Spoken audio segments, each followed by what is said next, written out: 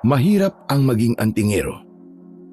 Hindi lahat kaya ang sakripisyong kasama nito at mas kaunti lang ang may paninindigan na alagaan ng tama ang ganitong klaseng biyaya. Sa mundo namin, bago ka pa man maging tagapangalaga o tagapagtanggol ng mga tao, susubukan ka muna ng matinding tukso ng demonyo. Yung tipong papipiliin ka kung mananatili kang nasa panig ng liwanag o kakapit ka sa dilim. Magandang araw po sa inyo, Sir Blair, at sa lahat ng mga nakikinig dito sa channel nyo. Ako po si Lucas, isang antingero na may gabay ng San Benito. Ipinadala ko po ang kwentong ito hindi lang para manakot, kundi para magbigay din ng aral sa mga mahihilig sa mga kwentong kababalaghan. Ang maririnig niyo po ngayon ay hindi lang basta bakbakan ng aswang at tao. Tungkol ito sa bigat ng responsibilidad, katrayduran at sa tindi ng sakripisyo na kailangang gawin ng isang tulad ko para lang mailigtas ang nakararami. Ako po ulit si Lucas at ito ang aking kwento. Ilang oras na akong nakatambay sa ilalim ng isang puno sa gitna ng kagubatan. Nangangawit na ang mga binti ko sa pagkakatayo, ngunit hindi pwedeng umalis at hindi pwedeng mainip dahil nararamdaman kong umiinit na naman ang suot kong medalyon ng San Benito. Isa lang ang ibig sabihin nito: may aswang o masamang elemento sa paligid. Maya-maya, may narinig akong mahihinang yabag. Hindi ito galing sa isang hayop o halimaw. Alam ko ito dahil isa sa kakayahan ko ay marunong akong makakilala ng tunog ng mga paa sa lupa. Lumingon ako sa gawing kanan ko, sa likuran ng mga matataas na palumpong ng damo, at mula doon ay may figura na dahan-dahang lumalapit. Nanlaki ang mga mata ko nang makilala kung sino ito sa tulong ng sinag ng buwan. JJ? Kuya Lucas! Tumigil siya at nagkamot ng ulo bago lumapit sa akin. Hindi talaga ako makapaniwala na sinundan ako ng nakababata kong kapatid na si JJ. Pero hindi na rin bago yun sa akin dahil likas na talaga sa kanya ang pagiging makulit, mausisa at hindi mapakali sa bahay. At isa pa ay palagi siyang naghahanap ng atensyon, palibhasa ay bunso. Bagamat hindi na bago sa akin ang ganung ugali, ay hindi ko pa rin napigilang mainis. Hinawakan ko siya ng maigpit sa kanyang braso. Agad kong tinignan ang paligid para makasigurong walang ibang nakapansin o nakasunod sa kanya. Ikaw talaga! Anong ginagawa mo rito? Sinundan mo ba ako mula sa bahay, ha? Oo kuya. Gusto ko kasing sumami. Palagi ka na lang kasing umaalis sa gabi. Gusto kong malaman kung anong ginagawa mo rito. Para malaman ang ginagawa ko. Bakit? Ano bang ginagawa ko, ha? Aba, malay ko sa'yo kuya. Ikaw lang nakakaalam nun. Ay nako, ang kulit mo talagang bata ka. Dapat di ka na sumunod dito. Delikado dito sa gubat. Hindi ito lugar ng mga batang katulad mo. Hindi na ako bata kuya. Saka hindi naman ako mapapano dito eh. May proteksyon ako, tignan mo oh. Ipinakita niya sa akin ang kanyang mga kamay. Nakita kong may hawak siyang punyal. Akin ang punyal na yon. Bigay ito ng aking guro at matagal ko nang itinago. Ikaw JJ, bakit ba ang kulit-kulit mo? Akala mo ba laro-laro lang to, ha? Maraming mababangis na hayop dito sa gubat. Hindi sapat yung punyal na hawak mo. Malala pa ka dito ng mga baboy ramo o mga asong ligaw. Bakit ikaw kuya? Alam mo palang delikado dito pero bumabalik-balik ka naman po dito. Ano po ba kasing ginagawa niyo dito? Saka, bakit niyo po dala yung mga pana mo? Manguhuli ako ng maiuulam natin para bukas. Nag-aabang ako ng baboy damo at usa. Kaya ikaw, makakagulo ka lang dito eh. Baka mamaya makatakas pa ang mga hayop dahil sa ingay mo. Manguhuli ka sa gabi, kuya? Eh ano ba dapat? Pwede naman po sa umaga. Mas makikita mo yung hayop sa umaga. Tignan mo oh. Paano po kayo makakahuli dito kung ang dilim-dilim ng paligid? May tinatago ka sa akin oh. Aminin mo na, kuya. Sa mga sandaling ito, ay muntik ko nang mabatukan ang kapatid ko. Kaya lang, ay natigilan ako nang biglang uminit ng gusto ang aking medalyon. Ibig sabihin, ay may malapit na panganib. Wala na akong oras para makipagtalo pa sa batang ito. At wala na rin akong oras para pabalikin siya sa baryo ng mag-isa.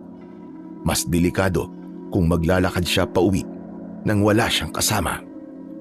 Agad ko siyang hinila ulit at pinagtago sa aking likuran. Aray ko! Kuya, bakit ba? Huwag kang maingay. May paparating. Saka huwag kang aalis sa tabi ko ha. Naiintindihan mo ba? Tumango si JJ ng mabilis. May malaking ngiti sa labi niya. Hindi niya alam ang tunay na panganib na pinasok niya. Akala niya ay isang simpleng pangangaso lang ang gagawin namin. Ilang sandali pa, isang malinaw na kaluskos ang aming narinig mula sa di kalayuan. Sa bandang unahan namin, gumalaw ang matataas na damo. Agad kong hinawakan ng maigpit ang aking pana. Hinila ko ang palaso. Itinutok ko ang aking pana at palaso sa direksyong yon. Hinintay kong lumabas ang target at biglang bumulaga ang isang malaking baboy ramo. Maitim ang balahibo nito at may matutulis na mga pangil. Nagliliyab sa pula ang kanyang mga mata. Tumutulo din ang mabaho at malagkit na laway mula sa kanyang bibig. Nanlamig ako nang mapansing nakatitig ang baboy ramo sa bandang likuran ko. Nakatingin ng halimaw kay JJ. Siya ang punteriya ng aswang. Isang aswang na nagkatawang baboy ramo para makapanakit o makapambiktima ng mga taong walang kalaban-laban. JJ, huwag kang aalis sa likuran ko ah. Umapit ka lang na maigpit sa damit ko at sumabay ka sa bawat galaw ko. Huwag kang tatakbo palayo, maliwanag ba? Oo, kuya. Baboy ramo ba talaga yan, kuya? Bakit ganyan ang itsura niya? Saka bakit ang pula ng kanyang mga mata? Wala ka na maraming tanong. Basta delikado yan. Iwasan mo lang ang bawat damba niyan. Ako ang bahala sa atake. Sige, kuya. Pero kuya, ano ba kasi talaga yan? Aswang yan oh. Kunwari baboy damo, pero aswang naman pala. Teka, alam mo yun? Kailan ka pa natutong kumilala ng aswang? Kuya naman eh. Di ba alam mo naman na mahilig ako magbasa ng mga lumang comics at manood ng TV? Sabi doon, kapag ang hayop daw ay may pulang mata at amoy nabubulok na karne, aswang yun na nag-transform. Ganon? Sige, basta. Humawa ka na lang sa akin at tandaan mo yung sinabi ko sa'yo ha. Huwag kang loloko-loko at tayo ang gagawing ulam yan, panigurado. Maya-maya pa, biglang sumugod ang baboy ramo. Napakabilis nito. Parang kidlat na sumugod sa amin ng kapatid ko. Mabilis akong umiwas nang dambahin kami ng aswang. Niyakap ko si JJ para protektahan ang ulo niya habang nagpapagulong-gulong kami sa matigas na lupa. Ramdam ko ang pagtama ng mga ugat ng puno sa likod ko. Pero wala akong pakialam sa sakit. Kailangan kong mailayo si JJ sa nagngangalit na pangil ng aswang. Agad akong bumangon at hinila si JJ patayo. Diyan ka lang sa likod ng puno ah. Huwag kang titingin. Ipikit mo ang mga mata mo. Hindi ako pipikit, kuya, tutulungan kita. Ako magiging pangatlo at pang-apat na mata mo. Muli kaming hinarap ng aswang. Pero sa pagkakataong ito, habang naglalakad siya, ay paunti-unting humahaba ang mga binti niya. Naglalagutukan ang mga buto niya na parabang mga tuyong sanga na binabali. Ang itim na balahibo ay naging tila balat ng tao na kulay abo at puno ng mga naglalakihang ugat. Agad kong binanat ulit ang palaso at pinakawalan. Tumama ito sa hita ng aswang, pero imbis na matumba, mas lalong bumilis ang pagbabago nito. Nakatayo na ito sa dalawang paa at nakita ko ang anyo ng isang matandang babae na may mahahabang kuko at pangil. Nakasusulasok ang amoy nito at meron din siyang mapulang mga mata na animo ay bolang apoy. Mabilis na lumundag ito sa hangin. Target niya ang leeg ko. Sinalubong ko ang aswang gamit ang hawakan ng aking pana para harangin ang mga kuko niya. Nagkatitigan kami ng halimaw. Ang baho ng hininga niya, amoy imbornal at nabubulok na bangkay. Malakas siya at aaminin kong medyo nadadaig niya ako, kaya naman nailapat niya ang kanyang mga kuko sa aking balikat. Ramdam ko ang pagbaon ng mga ito sa balat ko at ang mga pangil niya ay ilang pulgada na lang mula sa leeg ko. Ginamit ko ang lahat ng lakas ko para pigilan ang paglapit ng mukha niya, pero nahihirapan ako. Unti-unting bumibigay ang braso ko. JJ, tumakbo ka na! Umalis ka na rito, bilisan mo! Sinabi ko yon dahil kinakabahan ako. Ayokong dumating ang oras na baka magapi ako ng aswang at pati ang kapatid ko ay kanyang saktan. Pero hindi sumagot si JJ. Akala ko ay tuluyan na siyang binalot ng takot habang nakatago sa likod ng puno. Pero biglang nanlaki ang mapupulang mga mata ng aswang. Nawala ang puwersa ng pagkakadiin ng kuko niya sa akin. Dahan-dahang lumuwag din ang hawak niya sa aking pana hanggang sa tuluyan na siyang bumitaw at bumagsak ng patihaya sa lupa. Napaatras ako dahil sa gulat sa nangyari. Doon ko nakita si JJ na nakatayo sa harap ko at pinagitnaan namin yung aswang. Namumutla siya, nanginginig ang katawan niya, pero ang magkabila ang kamay niya ay mahigpit na nakakapit sa punyal. Ang talim nito ay basang-basa at puno ng malapot na itim na dugo. JJ? Sabi ko sa'yo, kuya, hindi na ako bata. Kaya ko nang tumulong. O di ba? Hindi lang ako naging mata mo, kundi naging sandata rin laban sa aswang. Ang galing ko, di ba, kuya? Hindi, Lucas. Hindi mo pwedeng gawin yun. Mapapahamak ka. Nakita kasi kitang hirap na hirap kaya tinulungan na kita. Di mo ba alam na marunong akong pumatay o magpahina ng aswang? Talaga? Paano? Di ba nga nanonood ako ng horror, kaya alam ko kung saan ang weak point ng mga aswang na yan. Kita mo naman yung ginawa ko kanina, di ba, kuya? Ang galing ko, di ba? Oh, hero mo na ako ngayon, ha? Hero? Ang sabihin mo, kumuntikan ka na maging kwento. Pambihira ka talaga, oh. Paano kung lumingon yan? Paano kung naramdaman ka niya at naabot ka niya, di patay ka? Huwag mo nang uulitin yun, ha? Papatayin mo ko sa nervyos na bata ka, Kuya, wala kang dapat na ipag-alala. Tignan mo, tumba na siya. Hindi na makakabangon yan. Mabuti pa po, tapusin mo na siya, patayin mo na yan. Nilapitan ko siya at agad na kinuha ang punyal, pero paglapat pa lang ng kamay ko sa hawakan nito, bigla ko napasinghap.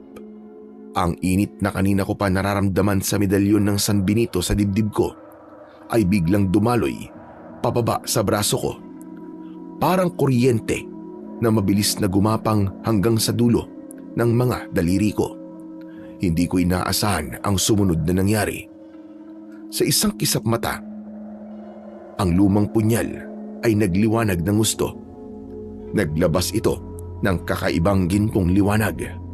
Hindi ito masakit sa mata ko, pero yung aswang, halos hindi niya maimulat ang kanyang mga mata dahil sa pagkasilaw. Napatitig ako sa hawak ko. Doon ko napagtanto na hindi pala basta-basta ordinaryong punyal ang bitbit ni JJ. Mukhang may koneksyon ito sa suot kong medalyon. Parang naging extension ng San Benito ang talim nito. Ang dating mukhang mapurol na bakal ay bigla na lamang nagmukhang bago at mas matalas pa sa mga itak at kutsilyo na pinapanday ko. O ano kuya, ano pang hinihintay mo? Tapusin mo na yung aswang na yan. Baka mamaya makabangon pa yan eh. Patayin mo na! Dahil sa sinabing yun ni JJ, ay napatingin ako sa aswang. Tama ang kapatid ko. Oras na para tapusin ko ang aswang. Pero bago ko pa magawa yun, narinig ko na nagsalita siya. Huwag kayong magsaya, mga lapastagan. Natalo niyo man ako sa gabing ito. Hindi pa tapos ang inyong kalbaryo.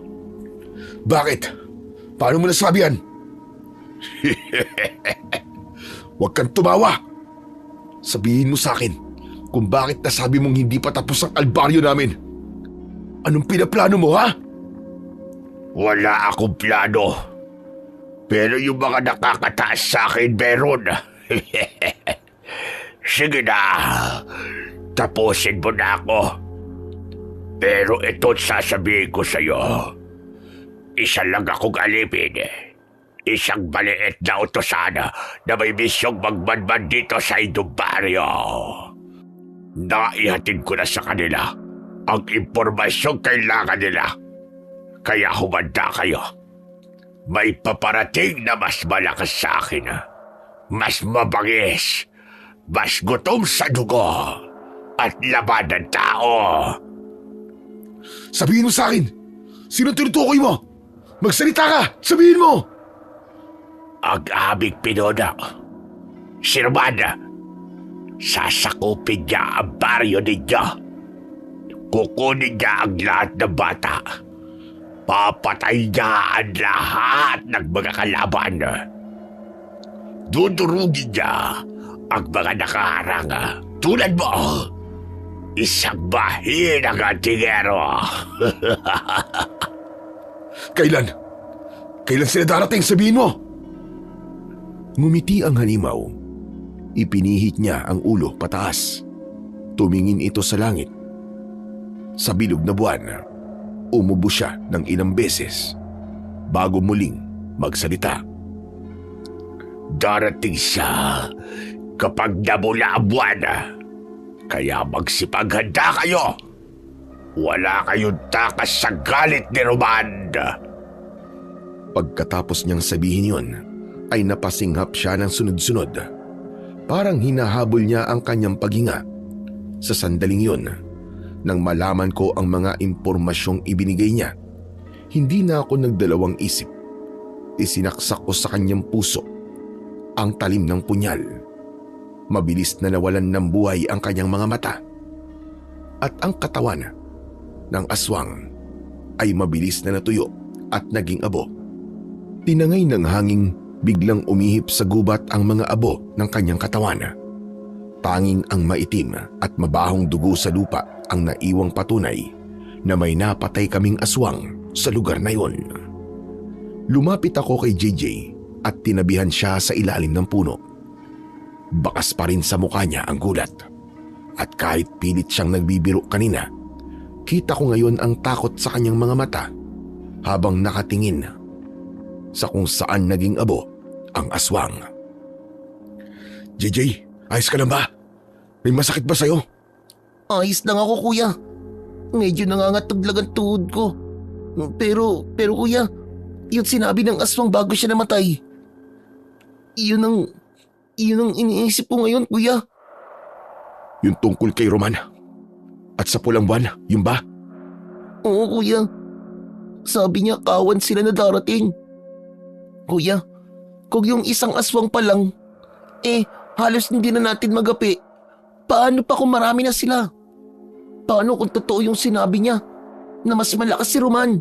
Kaya ba natin yung kuya? Dalawa lang tayo. Sa totoo lang, JJ, Hindi ko rin alam. Nakita mo naman, di ba? Kahit may medalyon ako at pana, muntik niya na ako mapatay. Kung tatanungin mo ko kung kaya natin ng isang kawan, ang sagot ko ay hindi. Hindi sapat ang lakas natin dalawa.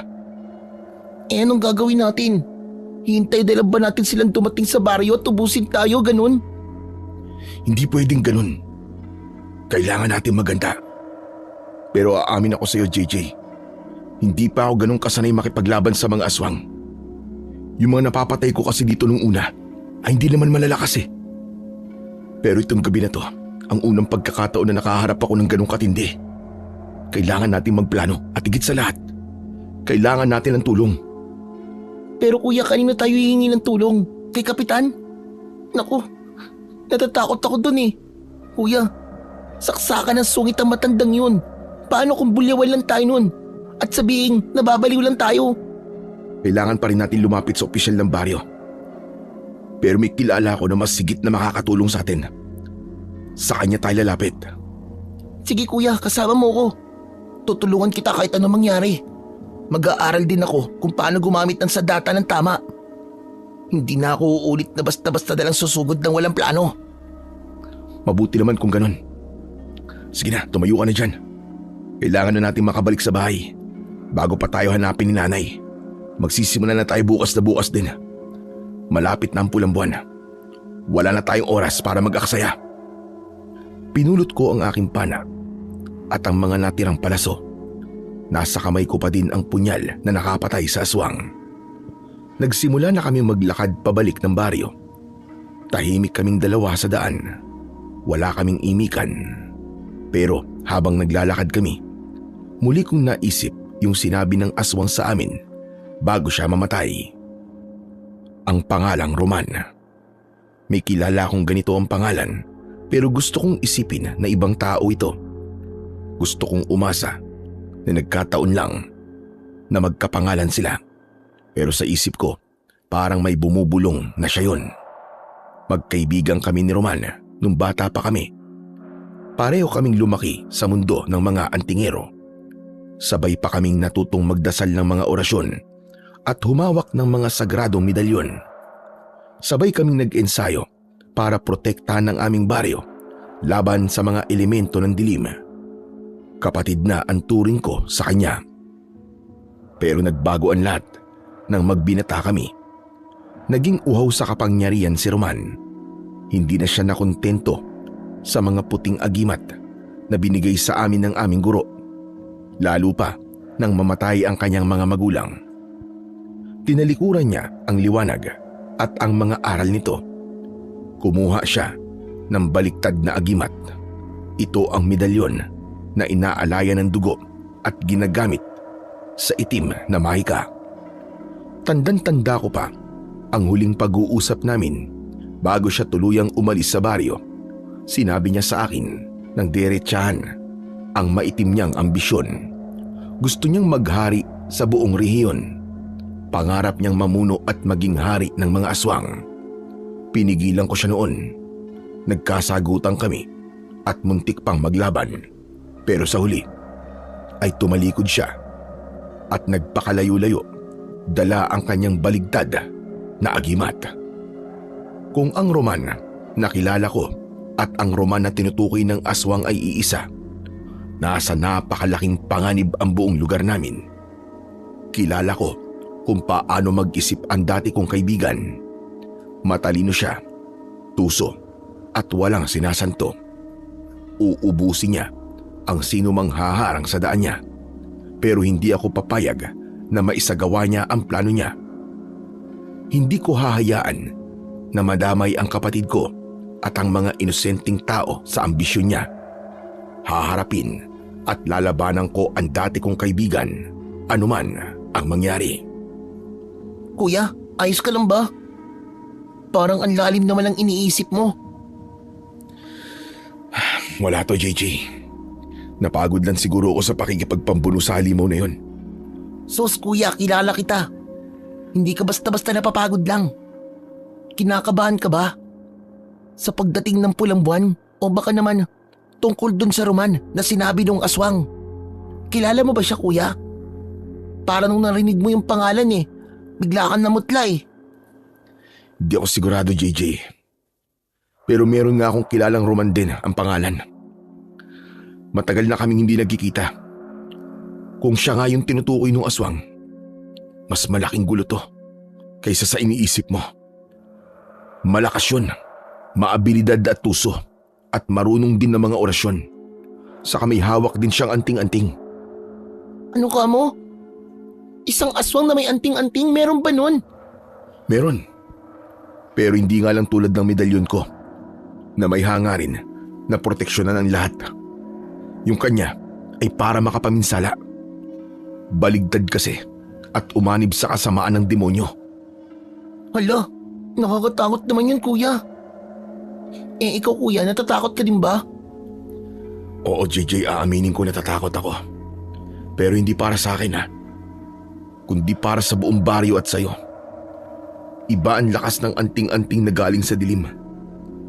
Kaya kung susugod siya dito at ang mga aswang na kampo niya, kailangan natin bilisan ang kilos. Ano po ba ang plano nyo? Sa ngayon wala pa. Nag-iisip ako. Kung wala ka pang naiisip, baka makatulong po to. Lakas, laban sa lakas. Yan kuya. Yun yung laging sinasabi ng mga napapanood ko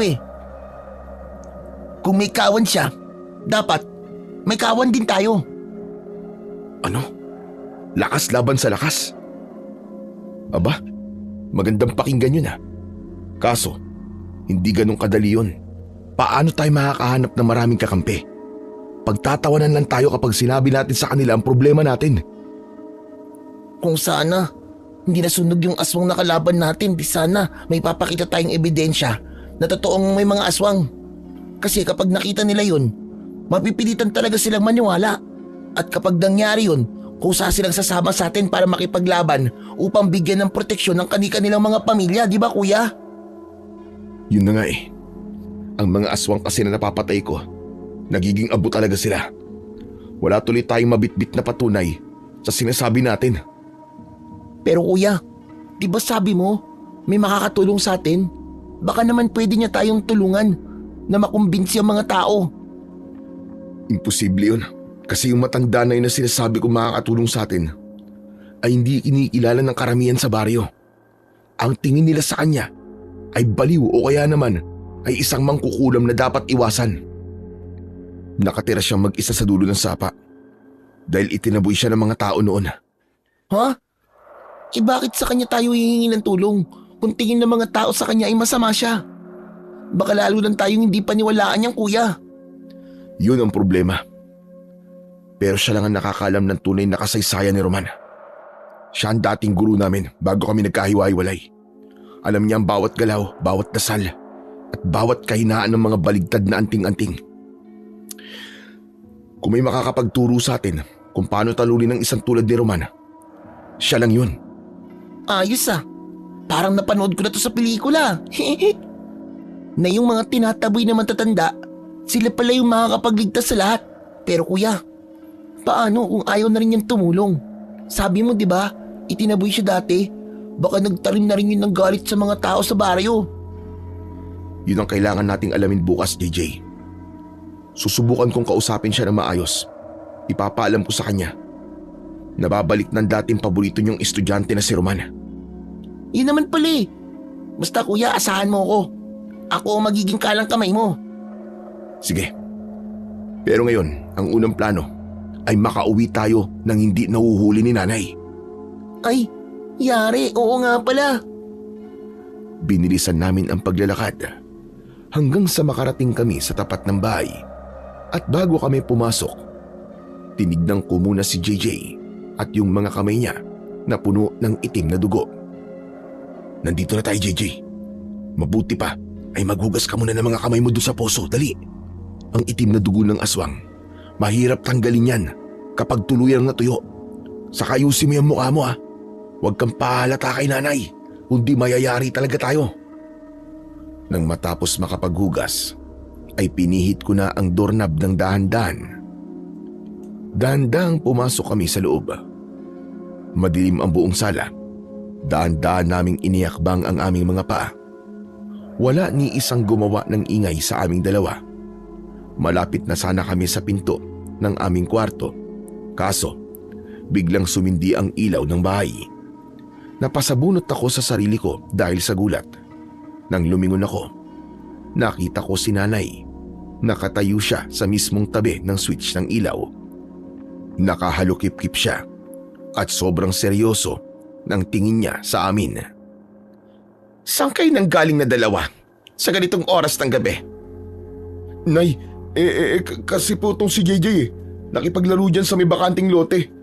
Sinundo ko lang po kaya ginabi po kami ng uwi. Opo, Nay. Nagtaguan po kasi kami ng mga kalaro ko kaya hindi ko na po namalayan yung oras. Sorry po, Nay. Napabuntong hininga si nanay. Halatang hindi niya nagustuhan ang kanyang narinig. Lumapit siya sa amin at tinignan mula ulo hanggang paa.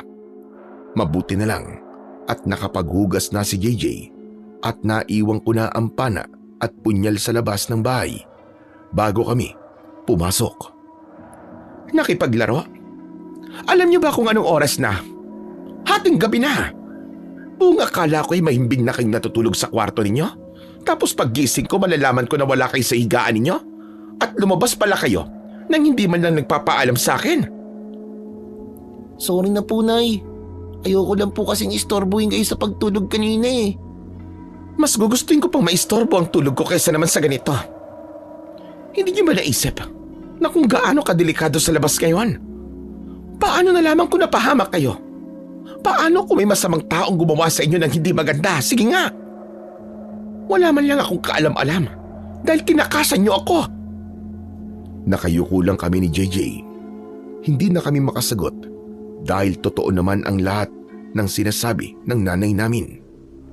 Kung alam lang niya kung gaano siya kalapit sa katotohanan na muntik na talaga kaming mapahamak.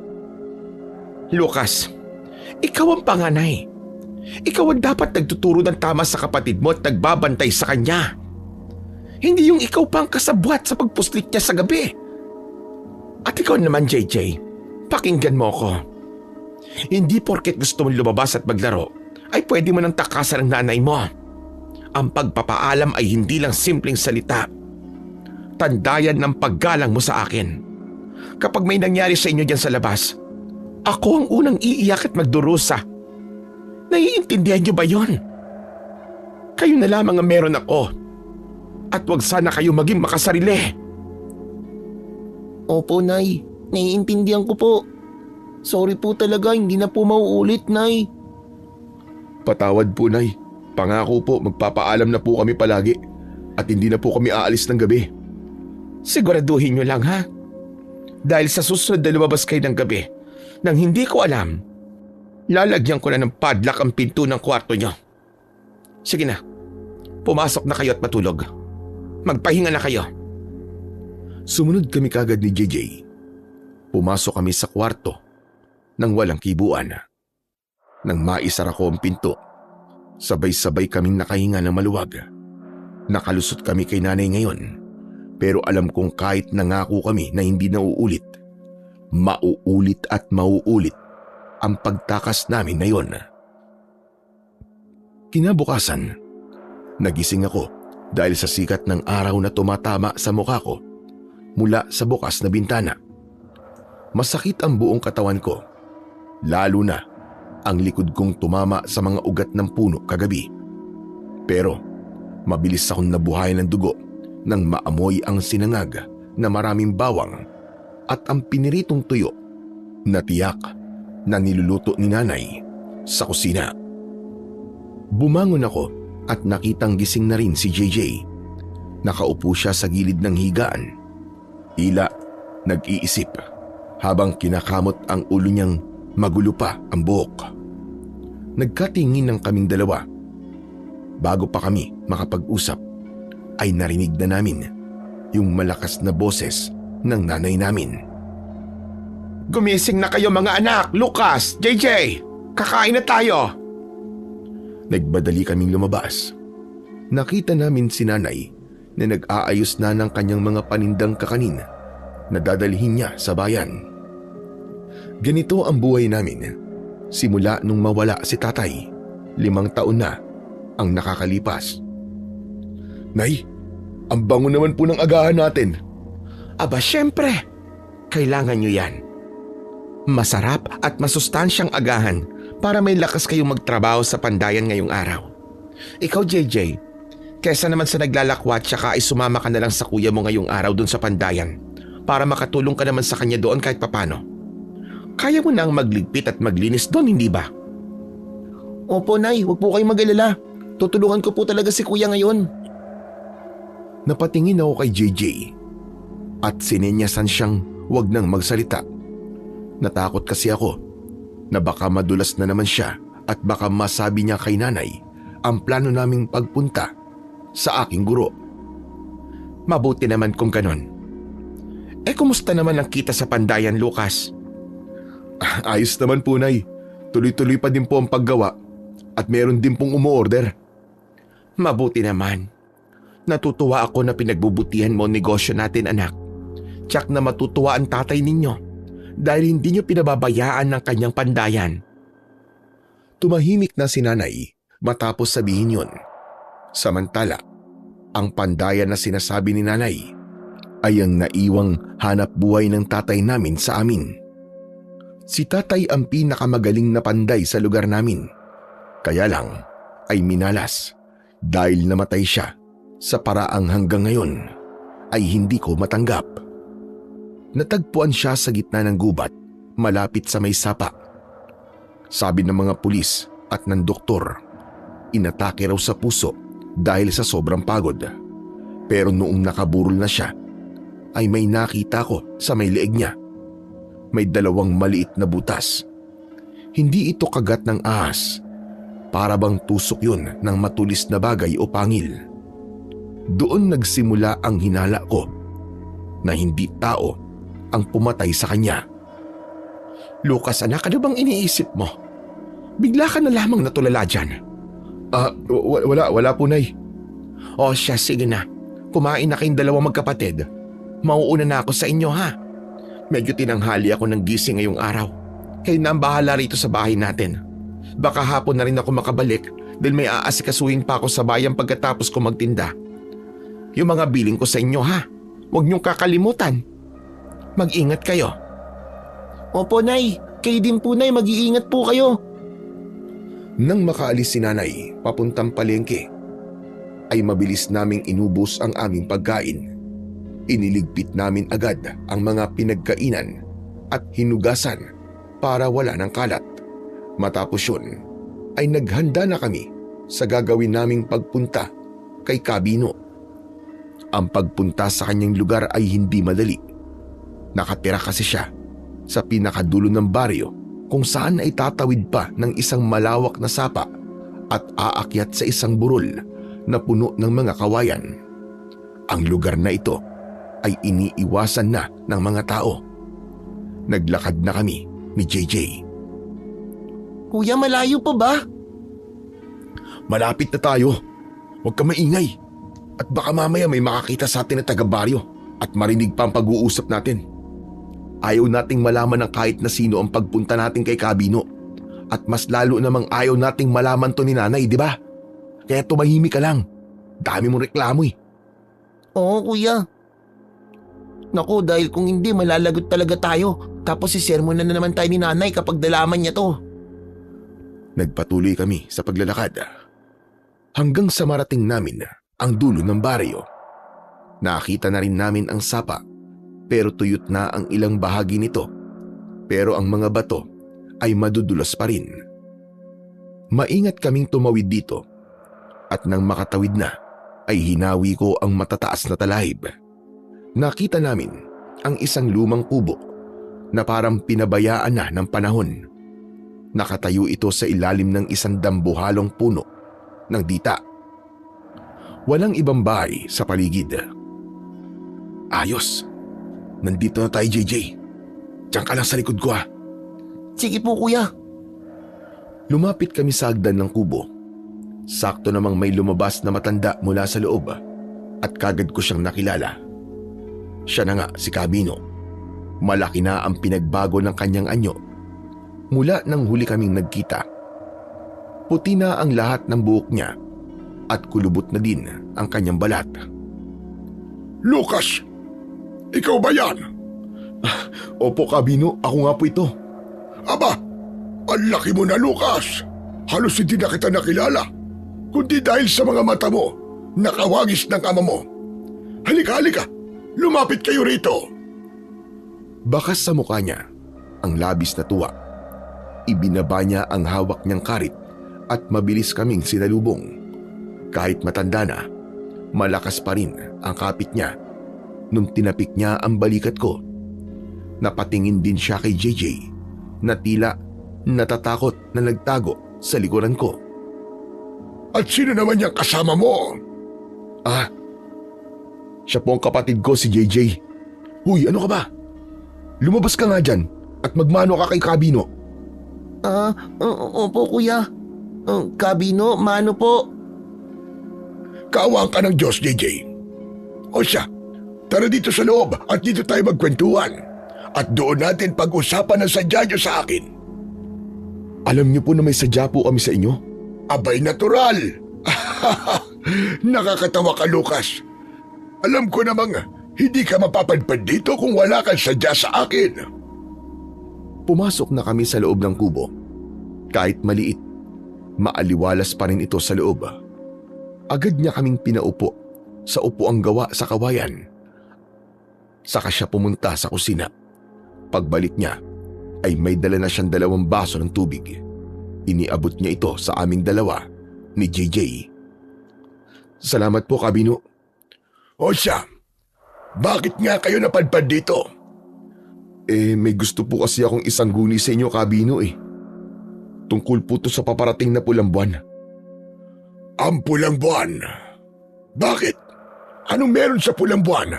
At anong tungkol dito?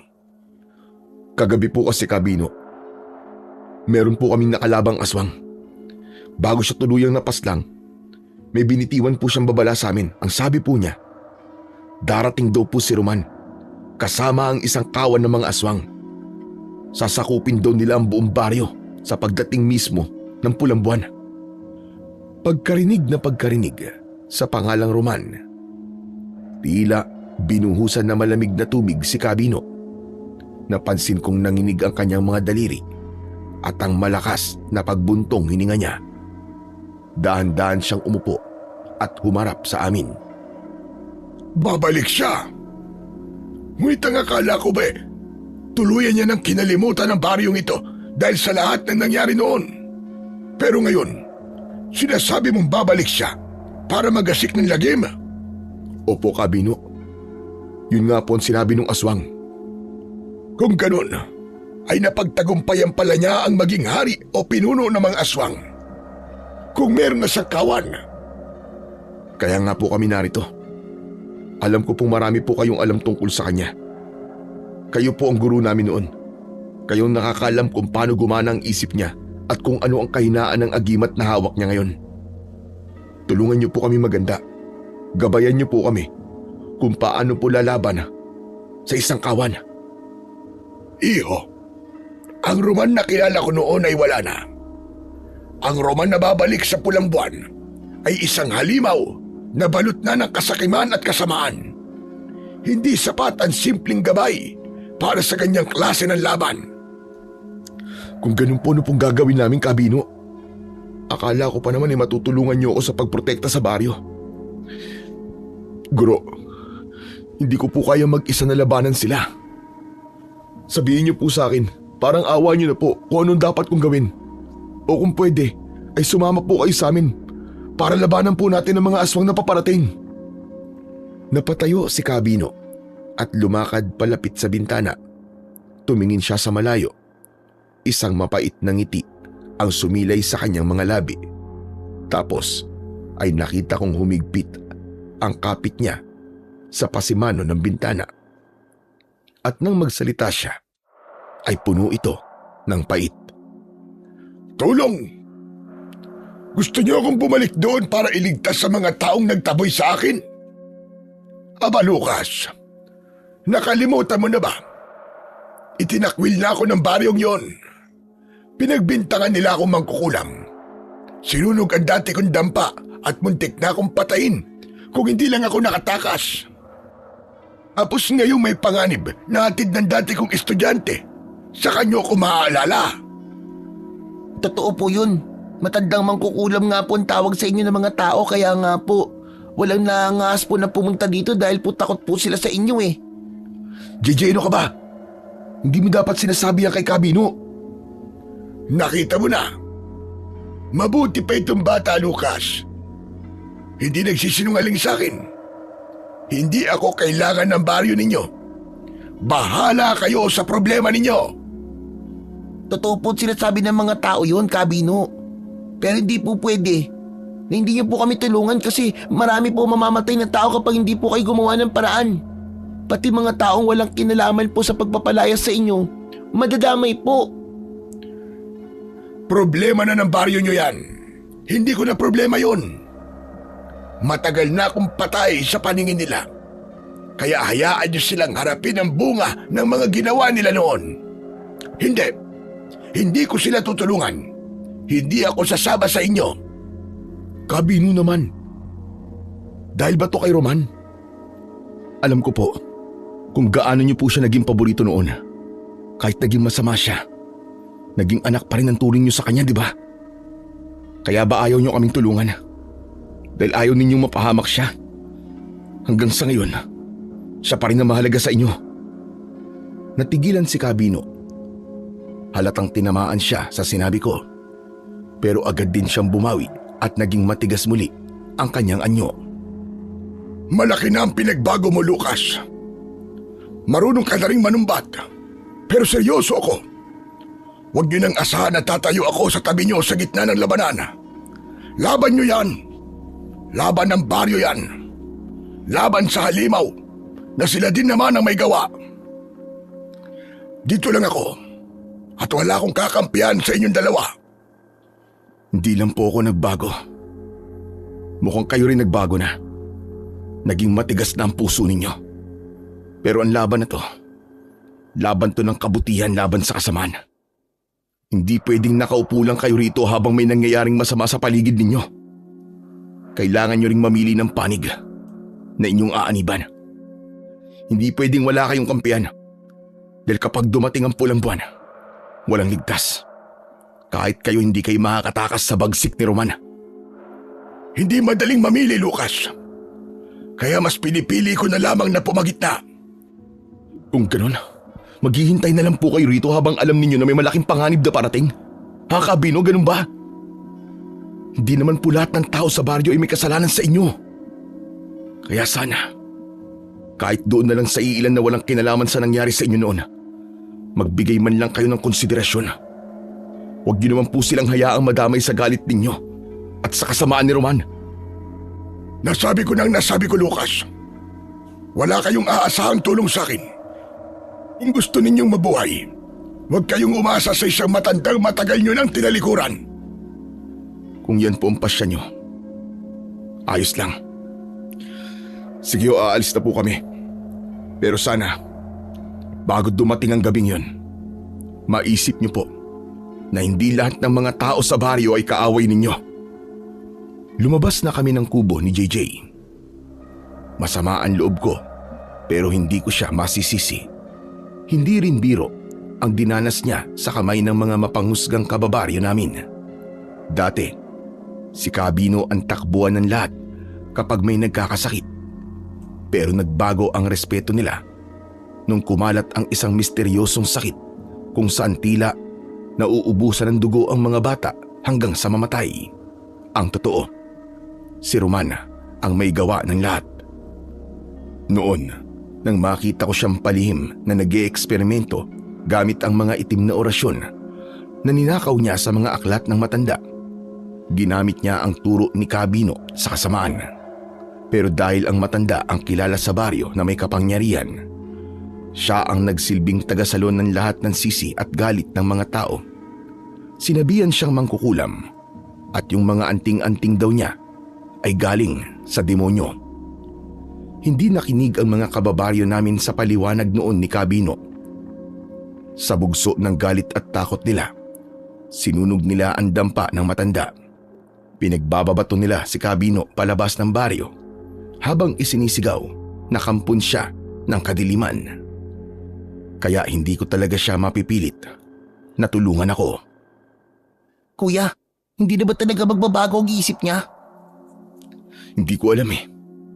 Nakita mo naman yung galit niya, di ba? Pero kuya, paano na? Hindi ko alam, JJ. Bahala na. Mabigat ang paa namin habang naglalakad ng kapatid ko. Laylay ang balikat at lito ang isip. Pareho kaming nawalan ng gana dahil ang kaisa-isang taong inaasahan naming magiging alas namin ay tinalikuran kami. Nagpatuloy kami sa paglalakad palabas ng kanyang bakuran pero bigla kaming natigilan nang may narinig kaming sumigaw. Lucas, sandali lang! Bumalik kayo! Bigla kaming nagkatinginan ni JJ nang marinig ang malakas na pagtawag sa amin ni Cabino. Pero natuwa ako kasi nabigyan ako ng pag-asa na baka nagbago ang isip niya. Kaya naman, mabilis kaming lumapit. Hindi na kami pumasok sa loob ng kubo. At sa halip, doon na lang kami sa ilalim ng dambuhalang puno ng dita. Naiintindihan ko ng punto mo, Lucas. Tama ka. May mga batang walang kasalanan. Ibig po ba't sabihin yan eh? Makakasama na po namin kayo sa gera laban po sa mga aswang? Inaasahan niyo ba talaga na kaya ko pang makipagsabayan sa gera? Masyado na ako matanda para makisali sa ganyan. Kita niyo naman, di ba? Nakatungkod na ako. Baka isang tulak lang sa akin ng aswang ay tigok na ako. Hindi ko naman po inihiling na manguna po kayo sa pag-atake.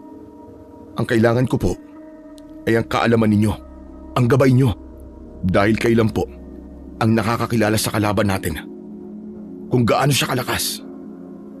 At kung paano ko malalabanan ang lakas na yun. Sige. Ito ang deal natin. Hanggang gabay lang ang maibibigay ko. Sasabihin ko sa inyo ang lahat ng mga kahinaan nila at ang mga pwede niyong gawin para maganda. Yun lang ang kaya ko. Kapag sumikat na ang pulang buwan at sumugod na mga aswang sa baryo, hindi na ako lalabas ng kubong ito. Kayo na ang bahala sa laban. Maliwanag ba yun? Opo, maliwanag po. Maraming salamat po, Cabino. Sapat na po yung malaman namin ang dapat naming ihanda. Ano po ba ang una kong gagawin? Mga aswang na katulad ni Roman ay hindi tinatabla ng mga ordinaryong bakal o sandata lang. Magsasayang lang kayo ng lakas kung gagamit kayo ng mga itak at iba pa. Kailangan mong gumawa ng mga bagong sandata, mga matatalas na itak, punyal, espada at iba pa. Gamitin mo ang pandayan ng iyong ama. Ipunin mo ang mga pinakamatitibay na asero. Tunawin mo at sa mong gawing mga sandata. Gumawa ka ng marami. Kapag po nakagawa ko ng madami, sapat na po ba yun para ipantapat po sa mga halimaw? Hindi iyo. May kailangan ka pang gawin bago ito magamit. At dyan papasok ang mga orasyong itinuro ko noon sa iyo at yung medalyon mo. Itinuro niya ang dibdib ko kung saan nakasabit ang medalyon ng San Benito sa loob ng damit ko. Inilabas ko ito upang makita niya. Ang medalyon ng San Benito, ang pinakamalakas na pangontra sa itim na mahika. Lalo na sa baligtad na anting-anting ni Roman. Kaya ganito ang gagawin mo. Kumuha ka ng tubig at ibabad mo ang iyong medalyon. Tapos, usalan mo ng orasyon. Sa oras ng pagpapanday mo, Lucas, kapag kasing pula na ng baga, ang asero at handa na para sa pagsubo, doon mo ilulubog ang nagbabagang bakal sa tubig. Sa sandaling magtagpo ang apoy at ang tubig, ang kapangyarihan ng San Benito ay sasama sa mismong molekula ng bakal. Magiging isa sila habang lumalamig at tumitigas ang sandata. Ang ibig niyo pong sabihin, kapag ginawa ko po yun, magkakaroon din po ng kapangyarihan ng mga sandata na katulad po ng San Benito na magiging kasing bagsik din ito ng medalyon laban sa kanila? Parang gano'n na nga. Pero hindi lang basta makakapaslang ng aswang ang mga sandata. Ito ay makakasunog din ng mga kaluluwa ng sino mang kampo ng kadiliman na tatamaan ito. Namangha si JJ sa mga narinig niya. Lumapit siya ng kaunti sa lamesa, tutok na tutok sa mga instruksyon ni Kabino. Wow, ang galing! Ibig sabihin po nun, kahit sino pong humawak ng sandata ay makakapatay ng aswang, kahit hindi antingero. Oo, JJ. Basta't may tapang at pananampalataya ang hahawak. Tatalab at tatalaban sa data. Susundin ko po ang lahat ng sinabi niyo, Kabino. Gagawa po ako ng maraming itak at mga punyal. Maraming salamat po sa inyo. Teka, hindi lang yan ang kailangan ninyo. Tiyak na maraming masusugatan sa inyong laban. Kaya naman, hali kayo. Sige po. Dahan-dahang tumayo si Kabino. Inalalayan ang sarili gamit ang kanyang tungkod. Sumunod kami sa kanya at dinala kami sa mismong tabi ng puno ng dita. Ipinalo niya ang kanyang tungkod sa malaking katawan ng puno. Biyakin ninyo ang ilang bahagi ng puno ng dita at kumuha kayo ng dagta. Para saan po yan? Gagamitin po ba namin na pamparingas po ng apoy? Hindi. Yung dagta, gagamitin nyo sa mga sugatang nakipaglaban. Yung iba naman, kailangang uminom nito para mailabas ang lason o kamandag ng aswang sa loob ng kanilang katawan. Napangiwi ako sa sinabi ng matanda. Kilala ang dita sa amin at alam kong sobrang pait ng katas nito. Ginagamit talaga yon ng mga matatanda na pamahid sa sugat, pero bihira ang naglalakas loob na uminom dahil nga sa lasa nitong matagal na mawala sa dila. Kabino, napakapait po niya na. Baka isuka lang namin yan. Yun na nga ang punto, Lucas. Yung pait niya ng kailangang pampasuka para mailabas lahat ng dumi at lason na iniwan ng mga aswang sa katawan ninyo. Kung hindi nyo yan iinumin, unti-unting mabubulok ang dugo ninyo hanggang sa maging isa na rin kayo sa kanila. Wala kaming nagawa, kundi ang sumunod na lamang. Gamit ang aking itak, dahan-dahan kong biniyak ang balat ng puno at sinalo ang malagkit at maputing dagta sa garapon. Pagkatapos naming makakuha ng sapat na dagta, ay nagpaalam na kami ni JJ kay Kabino. Aalis na po kami. O sige, umuwi na kayo. Masama ang ihip ng hangin. Baka may mga nagmamasid na sa paligid. Maraming salamat po ulit, Kabino. Mag-iingat din po kayo dito. Kapag natapos na po ang laban namin at ligtas na po ang lahat, dadalawin po namin kayo ulit dito. Ipagdadala po namin kayo ng masarap na pagkain na luto po ni Nanay Meli. O sige, aasahan ko yan. Salamat, JJ. Sana nga ay magtagumpay kayo ng kuya mo. Tinalikuran na namin si Kabino. Nag-umpisa kami ulit maglakad pabalik sa tinahak naming daan kanina. Bitbit ko ang sako ng mga sanga at si JJ naman ay ang garapon ng dagta ng dita. Kuya, paano yan? Hindi na pala kayang lumaban ni Kabino kasi matanda na siya. Gawin na lang natin yung sinabi niya. Magpapanday ako ng mga sandata. Gagawa ako ng mga itak, punyal at mga palaso na may basbas. Sinong gagamit ng mga yun, kuya? Hindi ko alam. Ako man nag-aalala ng gusto. Kabisado natin ang mga tao sa baryo natin, di ba? Hindi sila naniniwala hanggat wala silang nakikita. Kaya kung wala tayong may papakitang aswang sa kanila, tsak walang sasama sa atin sa paghahanda. At tsak, wala din tayong makakasama sa laban. Walang tutulong sa atin. Ang hirap naman nun. Ay, ano ba yan? Eh kung ganito na lang kaya, magkwento ka kaya sa mga kaibigan mo ng tungkol sa pulang buwan. Takutin mo sila at kapag natakot na sila, syempre, magsasabi ka ng tungkol sa mga sandata at kung paano sila makakapatay ng mga aswang.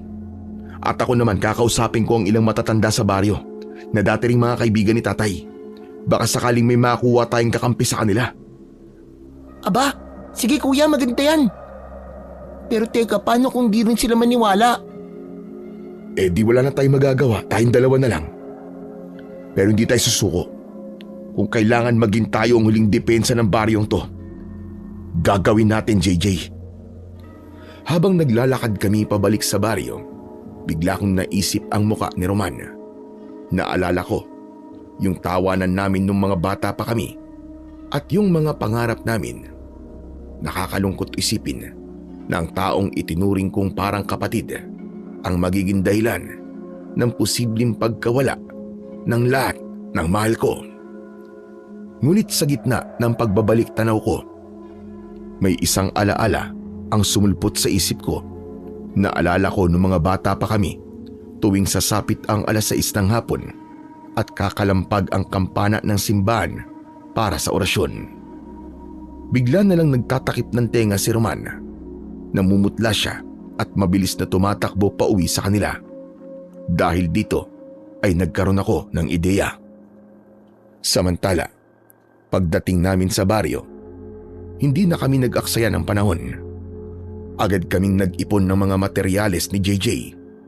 Nanguha kami ng mga molye at asero mula sa mga lumang kagamitan sa likod ng bahay. Inihanda ko na rin ang mga panggatong, ang blower at ang lahat ng gamit ko sa paghubog. Ang landay, maso, sipit, kilkil at malalaking lagayan ng tubig na paglalagyan ko ng medalyon. Tinignan ni JJ ang tumpok ng mga metal na nakuha namin. Bakas sa mukha niya ang pag-aalala habang binibilang ang mga piraso ng kalawanging asero. Kuya, sa palagay mo ba, sapat na itong naipon nating asero at molye para makagawa ka ng maraming sandata? Kakaunti lang to kung balak natin bigyan ng buong baryo. Kaya nga mukhang kulang pa nga to, JJ. Eh paano yan? Wala na tayong makukuhang iba rito sa atin. Susubukan ko na lang manghingi sa talyer ni Mang Ambo. Baka sakaling marami siyang mga lumang piyesa ron na pwede natin pakinabangan. Kung wala talagang sapat na asero o molye, mapipilitan tayong gumamit ng ordinaryong bakal. Pero kuya, di ba sabi ni Cabino dapat asero daw? Tatalab ba ang ordinaryong bakal lang sa mga aswang, kuya? Sa totoo lang, mas mahina talaga ang ordinaryong bakal kaysa asero. Mas mabilis itong pumurol at pwede pang mabali. Pero wala tayong ibang pagpipilian kung kakapusin talaga tayo. Saka maski naman bakal, konsilyado ng kapangyarihan ng San Benito, mas may laban pa rin tayo kaysa wala, di ba? Sa bagay, kuya, tama ka. O siya, alis na muna ako ha. Pupuntahan ko lang si Mang Ambo, magbabaka sakali ako. Sige po, kuya. Ako na po mag-aayos dito sa pandayan habang nasa talyer ka. Salamat, JJ. Pagbalik ko, sisimulan na natin ang pagpapaningas ng apoy. Kailangan nating matapos ang unang batch bago lumubog ang araw. Umalis na ako patungo sa talyer ni Kaambo. At pagdating doon, agad akong nanghingi ng asero. Hindi naman ako binigo ng matanda dahil sadyang mabait at matulungin siya, lalo na't kaibigan din siyang matalik ng aking ama. Habang naghahalongkat kami, napansin ko din yung isang bunton ng mga kalawanging bakal sa gilid ng shop niya. Kahit luma na ang mga yon, alam kong mapapakinabangan pa rin ang bawat piraso para sa dami ng sandatang kailangan naming gawin. Hiningi ko na rin ito sa kanya. Pumayag naman siya, pero kailangan ko daw palitan yon maski isang piraso ng itak na pwede niyang magamit kapag pupunta siya sa bukid. At sa sinabi niyang yon, bigla akong natigilan at muling nagkaroon ng ideya. Agad na akong nagpaalam kay Mang Ambo. Isinakay ko ang mga nakuha kong asero at bakal sa aking kariton at nagmamadali akong bumalik sa pandayan kung saan naghihintay sa akin ang kapatid kong si JJ. Pagdating ko, agad kaming sumabak sa trabaho. Wala nang pahipahinga. Buong maghapon kaming naging abala. Pukpok dito, pukpok doon ang maririnig sa paligid. Dahil dalawa lang kami at kailangan pang idaan sa espesyal na proseso ng pagbabasbas. Ngunit nakagawa pa rin kami ng 10 piraso ng itak sa loob lang ng kalahating araw.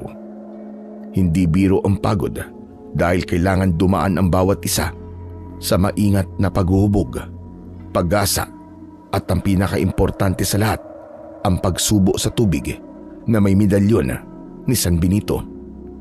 Habang ibinubulong ang orasyon na natutunan ko noon kay Cabino. 10 matatalim at makikintab na itak nga ang nagawa namin. Alam kong hindi pa ito sapat para sa buong baryo, pero para sa unang batch, magandang simula na ito. Sa loob ng 3 araw ng walang tigil na paggawa, umabot ng 60 itak ang natapos namin. Halos hindi na kami natutulog ni JJ habang ako ang nagpupukpok at naghubog ng bakal. Siya naman ang tagahasa at tagahanda ng puluhan. Kuya, 6 na po na lahat yan. Sa tingin niyo ba sapat na po ito para sa laban? Sa totoo lang JJ, kulang pa rin yan. Isang kawan ang darating, hindi lang 1 o 2 aswang. Kung pwede nga lang nating mabigyan ng tigi-isang sandata ang bawat bahay dito sa baryo, gagawin natin eh. Ano kuya? Ipapamigay mo lahat ng pinaghirapan nating gawin? Akala ko ba para lang to sa mga makakasama nating lumaban sa gera? Ibang plano ko JJ. Kung wala tayong makukumbinsi, mas mainam na ipamigay na lang natin ang mga to sa bawat kabayan. Para kahit isang sandata lang ang meron silang magagamit na sandata para ipagtanggol ang kanilang mga sarili. Pero paano sila maniniwala na kailangan nilang gamitin yan? Mahilig sa libre ang mga kababaryo natin. Tatanggapin nila ang mga to kapag ipinamigay natin. At kapag dumating ang araw na dumating na ang mga aswang, mapipilitan sila lumaban. At saka, pagkakataon na rin natin to para makaipon pa ng mga bakal at asero dahil ipapamalitan natin na libre ang paggawa natin ng mga itak. Aba oo nga no. Magandang ideya yan kuya. Paano mo naisip yan? Dahil kay Kaambo, matapos niyang ibigay sa akin ng mga bakal, nangingi siya sa akin ng itak bilang kapalit. Doon ako nagka-ideya na ipamigay ito ng libre at kapag nagkulang ang mga materyales, mag-aalok ako ng libreng paggawa. Basta't may mga materyales sila. O di ba? Aba kuya, ayos yun ah. Diskarte lang yan JJ, diskarte. Sa panahon ngayon, kailangan maging wais. Kapag libre ang serbisyo, dudumog ang mga tao. Ang hindi nila alam, habang hinahasa ko ang mga itak nila, nilalagyan ko na rin ang bawat isa ng basbas para maging proteksyon nila. O di ba? Ang talino mo talaga kuya. Ay, siya nga pala. Ipapamigay na ba natin to ngayon? Oo, kaya tipunin mo na yan at kailangan kumilos na tayo. Nagsimula na naming ilagay sa kariton ang mga itak. Kailangan kong bilisan ang oras sa paggawa at pamimigay ng mga sandata para magawa ko na ang susunod kong plano. Inikot namin ang bawat kanto ng baryo. Gaya ng hinala ko, tuwang-tuwa ang mga tao nang abutan namin sila ng libreng itak. Sinabi rin namin na simula bukas, libre na ang paggawa sa pandayan. Basta may dala silang sariling materyales na bakal o asero. Hindi nga kami nagkamali. Kinabukasan, dagsa ang mga tao sa harap ng aming pandayan. Dala ang mga lumang molye, ribar at kung ano-ano pang bakal na nahanap nila sa kanilang mga bakuran. Ang mas maganda pa rito, may ilang lalaki na hindi lang nagpapagawa kundi nag-aalok na rin ng tulong. Ang iba ay tumulong sa pag-ihip ng blower. Ang iba naman ay sa pag-aasa at pagkakabit ng mga puluhan. Malaking bagay yun dahil mas bumilis ang aming produksyon. Sa loob ng ilang araw, halos lahat ng bahay sa baryo ay meron ng mga sandata. Nang masiguro kong armado na ang bawat pamilya, agad kong isinunod ang susunod kong plano. Ang kampana, gabi na at halos tulog na ang buong baryo. Ginising ko na ang kapatid kong si JJ. JJ, ano? Sasama ka pa ba sa akin? Pupunta ako dun sa lumang simbahan. Ngayon na ba kuya? Hindi ba pwede bukas na lang? Kailangan na natin itong gawin ngayon. Masyadong maraming mga mata kapag umaga. Tumango si JJ at tahimik na bumangon. Inuha ko ang bag ko kung saan naroon ang aming mga gamit. Dahan-dahan kaming naglakad pabalik sa loob ng bahay para lumabas sa likurang pinto. Binuksan ko ito ng maingat para hindi tumunog ang bisagra. Pero bago pa kami makalabas, biglang nagliwanag. At saan na naman kayo pupunta sa ganitong oras ng gabi? Naku po, patay. Talagang patay kayo kung hindi niyo ipapaliwanag sa akin kung ano ang nangyayari. Nay, may kailangan lang po kami puntahan ni JJ. Sandali lang po kami. Sandali. May bitbit kayong bag tapos sasabihin niyo sandali lang kayo? Lucas, hating gabi na. Huwag niyo na akong bigyan ng sakit ng ulo. Bumalik kayo sa kwarto niyo at matulog na. Sa mga sandaling yon, ay alam kong hindi ko na maitatago pa ang totoo sa nanay ko. Kailangan niya nang malaman ang sitwasyon namin. Ibinaba ko ang bag at nilapitan siya.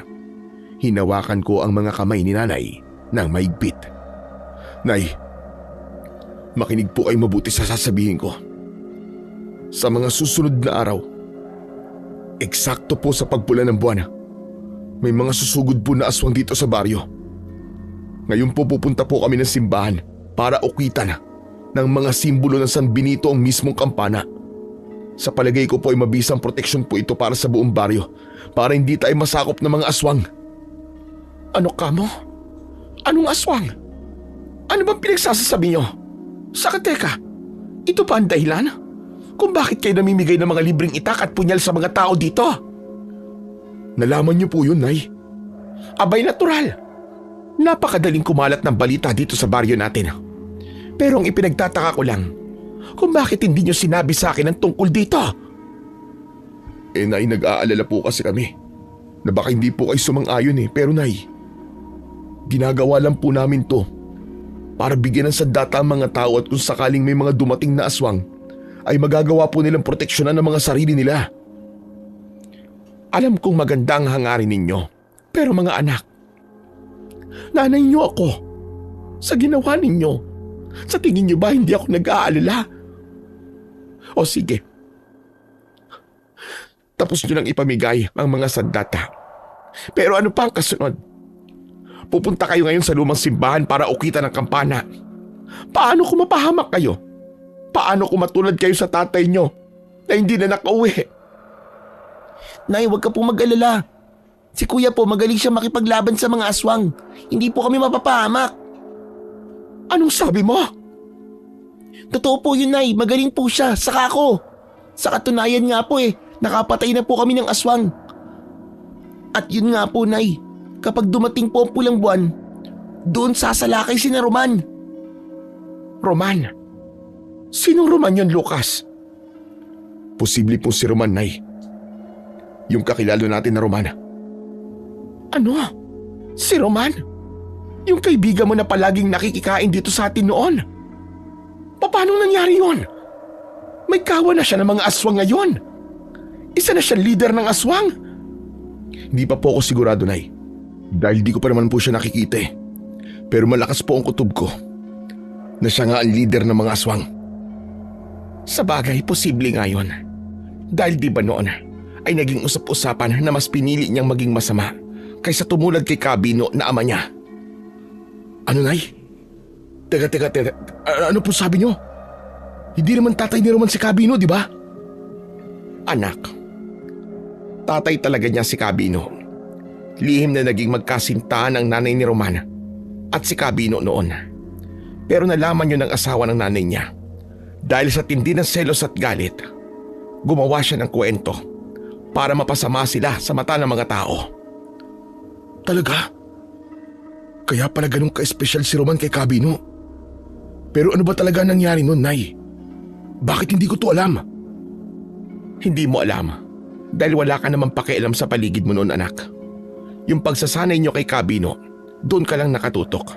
Pero ako, dahil nagtitinda ako sa palengke, sagap ko ang lahat ng chismis. Hala, Nay, chismosa din po pala kayo. Tumahimik ka! Hindi ako chismosa, ha? Hindi lang maiwasan na mapakinggan ko mga kwento-kwento. Ang nangyari kasi noon, mismong ang tatay ni Romana ang nag-umpisa ng lahat.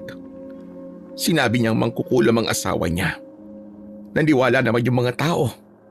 Sinunog nila ang bahay kung saan naroon ang nanay ni Romana. Nung nakita naman ng kinikilalang tatay ni Romana ang nangyari, doon lang siya natauhan. Kaya lang huli na. Sinubukan pa ng lalaki na iligtas ang asawa niya. Pumasok siya sa nasusunog na bahay. Pero pareho silang nasunog. Yun, Nay. Yun yung naabutan namin nun. Yung natupok yung bahay nila at namatay ang mga magulang niya. Ang buong akala ni Roman nun, biktima sila ng kawalang hiyaan ng mga tao rito. Pero ang hindi niya alam, kagagawan pala to ng kinikilala niyang tatay. Oo, Lucas. Nay, dahil doon kaya siya naging masama. Kung bakit po mas ginusto niyang gumamit ng baligtad na kapangyarihan dahil akala niya pinagtulungan at pinagmalupitan sila ng mga tao kahit walang mabigat na dahilan. Yun na nga anak ang nangyari. At si Cabino naman pagkatapos na masunog ang kubo ng mag-asawa. Siya naman ang pinagbalingan ng mga tao. Pinalaya siya dito sa sentro ng baryo. Kaya naman dun siya tumira. Sa dulo nitong baryo natin. Natahimik ako. Ngayon ay mas malinaw na sa akin ang galit ni Roman. Hindi lang ito basta paghahangad ng kapangyarihan. Ito ay matinding hinanakit sa baryong naging malupit sa kanila. Pero kahit ganon, hindi pa rin katwiran yun para pumatay siya ng mga inosente. Sige na. Mabuti pa'y umalis na kayo. Gawin niyo kung ano ang mabuti niyong gawin. Para sa lahat. Basta ipangako niyo sa akin na mag-iingat kayong dalawang magkapatid. Opo, Nay, pangako. Mag-iingat po kami at babalik kagad. Mabilis kaming naglakad ni JJ patungo sa simbahan. Pagdating namin doon ay pumasok kami sa simbahan. Matagal na kasing abandonado yun. Kaya malaya lang na nakakapasok ang kahit na sino. Inakyat namin ang simboryo at maingat na kinalas ang pagkakatali ng hindi naman kalakihan at kabigat na kampana. Pinagtulungan namin itong ibaba at iningatan na hindi tumunog. At nang tuluyan na naming naibaba, agad kong sinimulan na ukitan ang loob nito, yung mismong tatamaan ng dila ng kampana. Inukit ko doon ang mga letra na makikita sa medalyon ng San Benito. Ito ang mga sagradong titik na proteksyon laban sa masasama. Habang nag-uukit ako, si JJ naman ang dahan-dahang nagbubuhos ng tubig na pinagbabarang ng medalyon sa bawat letrang natatapos ko. Kasabay nito, pabulong kong binibigkas ang orasyong itinuro sa akin ni Cabino. Nang matapos namin ang lahat, ay maingat ulit naming ibinalik ang kampana sa pagkakasabit. At pagkatapos nun, ay bigla akong kinalabit ni JJ. Kuya, tingnan mo. May aswang sa bahay ni na Ate Halia. Si Halia ay buntis sa baryo na malapit ng mga anak. Totoo nga ang sabi ni JJ. May aswang na umaaligid sa bahay ni Halia. Nakita kong dahan-dahan itong umakyat sa pader. Parang butiki. Na gumagapang papunta sa bubungan. Kuya, anong gagawin natin ngayon? Mukhang pagkakataon na natin to, JJ, para magkaroon tayo ng sariling kawan. Sige kuya. Ano, tara? Sige, tara. Mabilis kaming bumaba sa tore. Halos lundagin namin ang bawat baitang ng hagdan. At pagbaba namin, tumakbo na kami patungo sa bahay ni Halia. Pagdating namin sa bakuran nila, tiningala ko ang bubungan. Naroon na ang aswang, nakadapa at dahan-dahang binubunot ang mga nipa para makagawa ng butas. Mabuti na lang, naidala ko ang aking pana. Kaya naman, buong puwersa ko tong itinutok sa aswang na nasa ibabaw ng bubong. Si JJ naman, alertong namulot ng bato sa paligid. Sa isang hudyat ko, agad na ibinato ni JJ ang hawak niya sa bahagi ng dingding kasabay ng malakas na kalabog. Nakuha namin ang atensyon ng nilalang. Lumingon ito sa amin, nanlilisik ang mga mata at handa ng sumugod. Doon ko na pinakawalan ang aking palaso.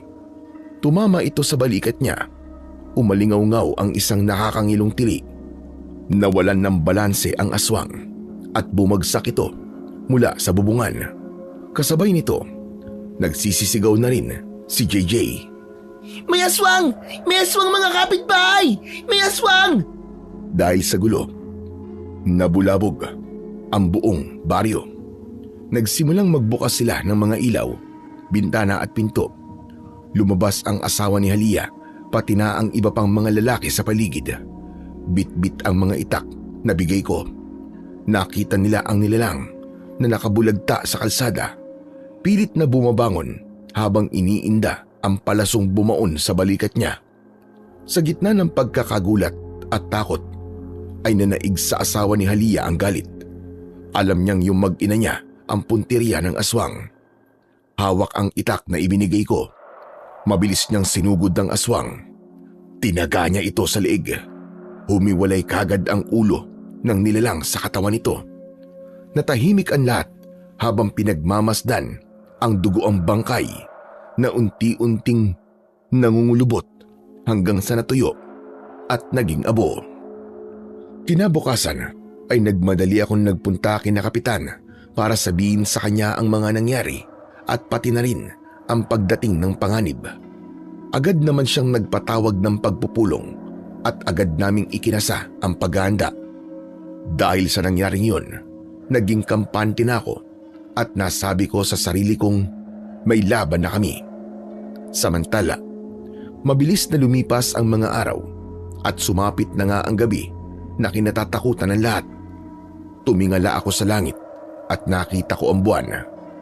Nagkulay dugo na nga ito. Nakapwesto kami noon ni JJ sa itaas ng simboryo ng kampana. Kaya naman, tanaw namin yung nangyayari sa ibaba. Kuya, tignan mo doon sa may gubat oh. Kaya na sila. Paparating na. Bababa na ako ha. Ikaw na ang bahala dito sa kampana. Sakit to nga pala oh. Hawakan mo ang punyal na to para maprotektahan mo ang sarili mo. Huwag ka matakot kuya. Kaya natin to. Oo JJ. Matatapos din ang problema natin na to. Sige na. Sasabihin ko na lang sa iba na kailangan na maganda. Bumaba na ako agad ng simboryo at pinuntahan ang mga kasama namin na nagkakatipon sa bahay ni na kapitan. Sinabi kong paparating na ang aming mga kalaban at ilang sandali pa nga ay narinig na namin ang mga pag-alulong ng mga aso. Nag-abang kami hanggang sa nakita ko na ang buong kawan ng mga aswang na tila ba nagmamarcha. Sa unahan nila, naglalakad si Roman. Mas malaki na ngayon ang kanyang katawan at ang mukha niya ay puno ng itim na ugat at mga marka. Nakasabit sa leeg niya ang baligtad na agimat na naglalabas ng nakapangingilabot na aura. Ubusin ang lahat! Huwag kayong magtitira ng kahit isang tao sa baryo na to! Magsasalita pa sana siya pero nakita niya na kami. Lumabas kami sa aming pinagtataguan at hinarap siya sa gitna ng kalsada. Ano to, Roman? Ano masamang hangin na nagpadpad sa'yo dito? Ikaw pala aking kaibigan. Bumalik ako dito para maghiganti. Uubusin ko ang lahat ng humamak sa pamilya ko. Tama na to, Roman. Nalason ka lang na matinding galit mo. Maaaring nagkasala ang mga tao sa pamilya mo. Pero nagawa lang nila yun dahil sa kinikilala mong ama. Manahimik ka! Wala kang alam dito, Lucas. Nagkakamali ka, Roman. Marami akong alam. At pati na yung tunay na relasyon ninyo ni Cabino. Hindi ba't ikaw ang anak niya? Ang nanay mo at si Cabino nagkaroon ng relasyon nun. At ikaw ang naging bunga sa pagkakamali na yun. Tama na, Roman, tapusin mo na to. Huwag ka nang magasik ng lagim dito sa baryo. Umalis na kayo. Hindi ako maniniwala sa'yo. Kasi ang alam ko lang, sinunog nila ang mga magulang ko. Ngayon naman, ako ang tatapos sa lahat ng mga taong nakatira dito. Pagbabayaran nila ang pagpaslang sa mga magulang ko. Sa isang kumpas ni Roman, sumugod ang mga aswang at nagsimula na nga ang bakbakan. Ngayon na mga kasama! Sugod! Hindi tayo magpapatalo! Walang aatras! Umiwas ako sa isang kuko na muntik nang humiwa sa mukha ko. Sinaksak ko ang aswang na sumugod sa akin. Tapos yung isa pa ay tinabas ko ang braso. Yung ibang napatay ko, agad na nasunog at naging abo. Nainis si Roman nang makitang nalalagas na ang kanyang mga tauhan. Nanlilisik ang mga mata niyang tumingin sa akin. Pinaghandaan mo to. Pero akala mo ba ay sapat na naging paghahanda mo para talunin ako? Nagkakamali ka, Lucas. Nagkakamali ka. Siya mismo ang sumugod sa akin pagkatapos niyang magsalita. Nagkabanggaan ang mga itak ko at ang mga kuko niya na halos kasing tigas din ng bakal. Roman, itigil mo na to! Hindi ganito ang pangarap natin, di ba? Hindi ganito ang itinuro sa atin ni Cabino! Gumising ka! Pero hindi siya nakinig. Patuloy siyang nakipagtagisan ng lakas sa akin. Malakas siya dahil sa epekto ng buwan. Bawat atake niya ay nagpapayanig sa lupa. Nasipa niya ako sa dibdib, dahilan upang tumilapon ako sa malayo. Naramdaman ko ang lasa ng dugo sa bibig ko. Mahina ka pa rin hanggang ngayon, kaibigan. O paano? Paalam na. Sa impyerno na lamang tayo magkita. Lumapit siya sa akin. Agad ko namang hinawakan ng maigpit ang medalyon ng San Benito at inilabas ko ito. Mabilis kong itinaas at itinutok ito sa nanlilisik niyang mga mata. Hindi mo kami matatalo, Roman. Dahil ang kapangyarihan mo ay galing sa dilim at ang sa amin ay galing sa liwanag. Bade Retro Satana! Sa isang iglap, sumabog ang napakalakas at nakabubulabog na puting enerhiya mula sa medalyon. Ang mga mata ko! Anong ginawa mo? Sinabi ko na sa'yo kanina, Roman. Huwag mo nang ituloy ito, hindi ba? Pero matigas ang ulo mo. Paano? Paano mo nagawa ang mga to? Isa ka lang tanga-tanga at mahinang antingero doon. Wala kang laban sa ibinigay na kapangyarihan sa akin ng kadiliman. Diyan ka nagkakamali, Roman. Hindi lang sa lakas ng enerhiya o kapangyarihan na susukat ang lakas ng isang antingero. Sa pakikipaggera, kailangan ng diskarte, ng utak at ng tamang estratehiya para magapi ang mga kaaway. Yun ang tunay na lakas. Hindi totoo yan. Hindi mo ako matatalo! Inilabas ni Roman ang kanyang baligtad na agimat. Ang kulay itim na bato ay nagsimulang maglabas ng parabang mga galamay na usok na pilit bumabalot sa paligid niya. Sinubukan niyang labanan ng liwanag na nanggagaling sa medalyon ko. Lalamunin ang dilim ko ang lahat ng liwanag na yan! Walang kwentang San Benito mo! Nakita kong unti-unting dumidilim ang paligid namin. Totoong malakas ang kapangyarihan niya. Pero hindi ako nauubusan ng diskarte. Alam kong hindi sapat na itapat lang ang medalyon ko sa kanya. Kailangan kong gamitin ang mismong puwersa ng dilim niya para talunin siya. Sige lang, Romana. Sige lang. Ibuhos mo pa lahat yan. Anong ibinubulong-bulong mo dyan? Natatakot ka na ba? Nakikita mo na ba kung paano kong lalamunin ang buong baryong to? Hindi takot ang nararamdaman ko, Roman. Lungkot. Lungkot para sa'yo. Dahil hanggang ngayon, hindi mo pa rin maintindihan kung paano gumagana ang tunay na anting-anting. Salip na itulak palayo ang itim na usok na bumabalot sa akin. Dahan-dahan kong ibinaba ang depensa ko. Hinayaan kong dumikit ang dilim niya sa medalyon ng San Benito. Ayan na! Ayan na! Wala na ang liwanag mo! Wala ka ng silbi, Lucas! Wala ka ng silbi! Pero hindi alam ni Romana na yun talaga ang plano ko. Ang medalyon ng San Benito ay parang salamin. Kapag hinaluan mo ng matinding dilim, mas lalong nag-aalab ang liwanag nito sa loob. Hinintay kong maubos ang itim na usok sa paligid niya at mapunta lahat sa akin.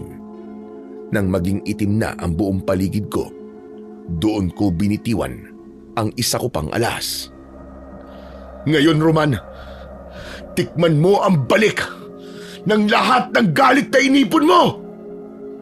Muli kong binanggit ang dasal ng San Benito, ang Crux Sacra Sit Mihi Lux, na ang ibig sabihin, ang banal na krus ang maging liwanag ko. Sa isang iglap, ang itim na usok na dapat ay lalamon sa akin ay biglang nagbago. Hindi na ito madilim, kundi naging puting apoy. Ang ginawa ko, hinayaan kong pumasok ang lahat ng masamang enerhiya ni Roman sa loob ng aking medalyon at doon binaligtad ko ang puwersa nito. Ang lahat ng galit at dilim na pinalabas niya ay ginawa kong purong liwanag at mismong atake ni Roman ang ginamit kong gatong para mas lalong lumakas ang kapangyarihan ng San Benito. At dahil din dito, biglang nagliwanag din ang mga itak at punyal na hawak ng mga tao sa baryo. Tila ba naging karugtong ng kapangyarihan ng San Benito ang mga yon. Dahil dito, mas naging madali para sa mga kapitbahay ang pagpaslang sa mga aswang. Isang hagupit lang ng talim, agad na nagliliyab ang mga halimaw at nagiging abo. Walang hiya ka, Lucas! Walang hiya ka! Tama na, Roman! Ang puting apoy ay naglabas ng isang malakidlat na liwanag at tumama ito sa dibdib ni Roman. Nabasag ang kanyang agimat at nagkapira-piraso. Ang agimat ko! Hindi maaari! Hindi maaari ito!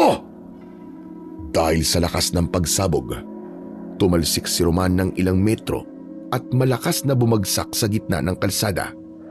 Kasabay nito, ang mga aswang na nasa paligid ay unti-unting nanghina at naging abo dahil nawala na ang kapangyarihang nagbubuklod sa kanila. Nilapitan ko si Roman na hirap nang bumangon. Roman, makinig ka. Hindi ka likas na masama. Alam kong masakit ang nangyari sa pamilya mo. Pero may puwang pa para magpatawad ka at patawarin. At para magbago. Magbago? Pagkatapos ng ginawa nila? Hinding-hindi, Lucas. Kung mamamatay ako, isasama ko kayong lahat! Sa isang biglang galaw, iwinasiwas ni Roman ang kanyang matalim na kuko. Hindi ako ang tinatarget niya, kundi si Kapitan na nakatayo malapit sa kanya. Akmang sasakmalin niya na si Kapitan nang itaas ko ang kamay ko bilang hudyat. Ang kampana, JJ! Ngayon na! Umalingaw-ngaw ang tunog ng kampana. Sa bawat kalembang, napasigaw si Roman sa sakit. Napapahawak siya sa kanyang ulo at nanginginig ang buong katawan. Nakita naming unti-unting nagbabago ang itsura niya. Ang mahahaba at maiitim niyang mga kuko ay bumalik na sa normal na kamay ng tao. Itigil niyo yan! Itigil niyo yan! Tama na! Tama na! Maawa kayo! Tama na! Sa gitna ng kanyang paghihirap, isang bulto ng tao ang biglang lumitaw mula sa dilim. Nagulat ang lahat nang makilala namin kung sino yun. Si Cabino. Mabilis niyang nilapitan si Roman at niyakap ng maigpit ang kanyang anak. Anak, tama na! Tama na, Roman! Nandito na si tatay! Bitiwan mo ako! Kasalanan niyo to! Kasalanan niyo ang lahat! Alam ko, anak. Patawarin mo ako. Dahil wala ako sa tabi mo nung kailangan mo ako. Pero wag mong ubusin ang buhay mo sa paghiganti. Masakit mawalan. Pero mas masakit ang mabuhay sa dilim habang buhay. Anak, Roman, maawa ka sa sarili mo. Maawa ka sa nanay mo. Hindi niya gustong makita kang nagkakaganyan. Huwag mong sayangin ang kaluluwa mo, anak. Sa pag-alo sa kanya ni Cabino, unti-unting kumalma si Roman. Napahagulgul na lang siya sa balikat ng kanyang tunay na ama. Hanggang sa tumingin sa akin ang matanda. Lucas, iho. Nakikiusap ako sa iyo. Hayaan mo na ang anak ko. Ako na ang bahala sa kanya mula ngayon. Itatama ko ang lahat ng naging pagkukulang ko. Pabayaan mo lamang ang anak ko. Sige po, Cabino. Pagbibigyan ko kayo. Pero siguraduhin niyo lang po na hindi na po siya babalik sa paggawa ng masama. Oo, Lucas. Pangako. Pinapangako ko yan. Babaguhin ko ng tuluyan ang kanyang pagkatao. Maraming salamat sa iyo, Lucas. Inalalayan ni Cabino ang nangihinang si Roman paalis. Sinundan nila ang daan patungo sa dulo ng baryo. Habang naglalakad sila palayo sa amin, unti-unti na ring sumisikat ang araw sa silangan. Tapos na ang gabi ng pulang buwan at masaya ko dahil ligtas na ang aming baryo. Matapos ang labanan, ginamit namin ang dagta ng puno para gamutin ang sugat ng lahat ng mga sugatan at pinainom upang maalis ang kamandag ng mga aswang. Samantala, lumipas ang ilang buwan. Matapos ang madugong gabing yun, bumalik na sa normal ang buhay ng lahat sa aming baryo. Dahil sa nangyari, ay naging mas matibay ang samahan ng mga tao. Pero isang araw, nabalitaan na lang namin ang isang malagim na balita mula sa dulo ng baryo. May natagpuan daw silang mga bangkay doon sa may bakuran ni Cabino sa mismong ilalim ng malaking puno ng dita. Pagdating namin doon ni JJ, halos hindi kami makalapit dahil sa nakakasulasok na amoy na kumakalat sa hangin. Isang buwan na pala silang nandun, kaya hindi na makikilala ang kanilang mga muka. Ang mga katawan ay maitim na, lobo na ang mga tiyan, at halos matunaw na ang laman dahil sa mga uod. Nakilala na lang sila sa kanilang mga suot na damit. Nalungkot ako para sa kanila. Sa kabila ng lahat ng ginawa ni Cabino para maisalba ang anak niya, nilamon pa rin sila ng malupit na tadhana. Inilibing namin sila ng maayos sa kanila mismong bakuran. Ako naman, ganun pa rin. Tuloy ang buhay kasama ang kapatid kong si JJ at ang mabait kong nanay. Tinanggap ko na rin na ito talaga ang tadhana ko. Hindi na lang ako basta-bastang panday ngayon. Isa na akong antingero na tagapangalaga ng San Benito at permanenteng nakatalaga bilang protektor ng aming baryo. Pagkatapos ng madugong labanan, nagluto ng masarap si Nanay Meli. Bilang aming selebrasyon ay salo-salo kaming kumain. O sige mga anak, kumain na kayo. Mainit pa yung tinola. Pinaghirapan ko yan para sa inyo mga anak at siguradong masarap yan.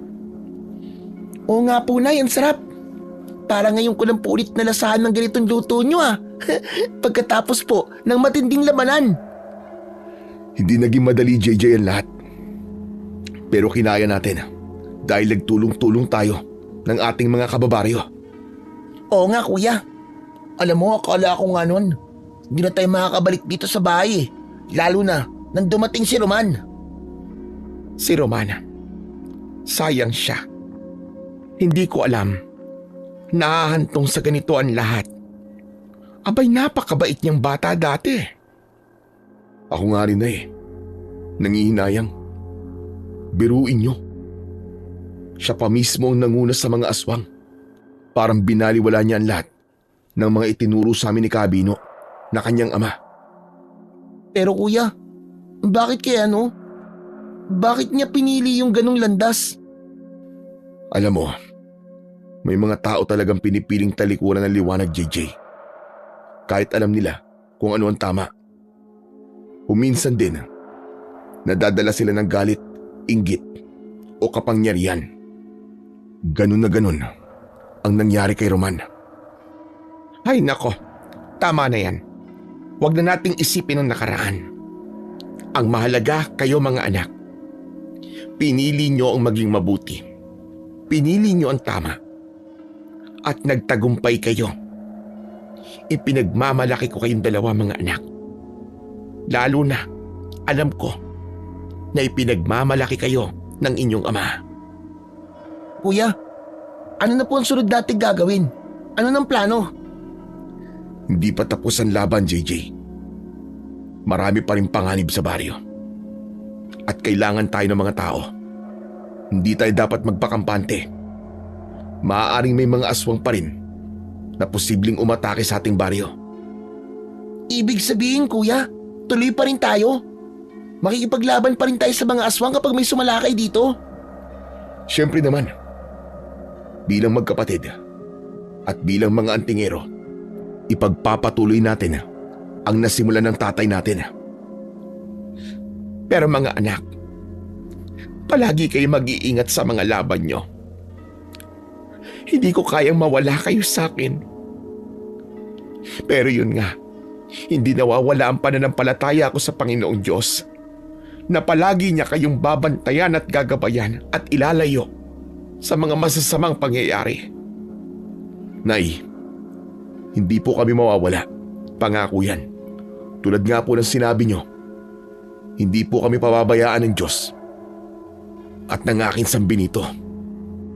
Tama po si Kuya Nay. Hanggat magkasama kami, hindi kami matitinag. Kahit ilang aswang pa yan, tatapusin namin silang lahat. Hala, sige na. Kumain pa kayo ng kumain. Kailangan nyo ng lakas. Dahil marami pa kayong haharapin. Oo nga po, Nay. Kasi bukas, baka may bagong laban na naman kami. At handang-handa na tayo, JJ, di ba? Oo, Kuya. Handang-handa na ako.